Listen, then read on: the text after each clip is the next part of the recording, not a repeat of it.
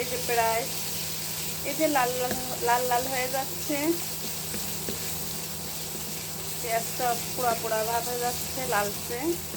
এখন হালকা একটু পানি দিয়ে দিচ্ছি। যে এটা একটু শুকনা শুকনো হলে পেঁয়াজের কালি ঢেলে দেবো।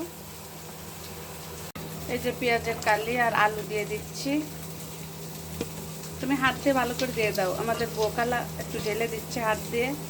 আমি রান্না করছি।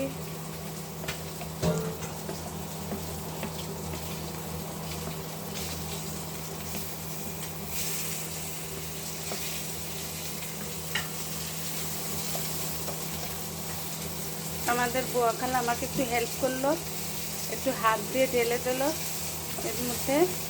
আমি এখন রান্না করছি, মানে পেঁয়াজের কালি আলু দিয়ে আর শুকনা শুকনা করে গা মাখা মাখা ঝোল হবে, তার মধ্যে মাছ। এটা হচ্ছে আর এক ধরনের রান্না করা।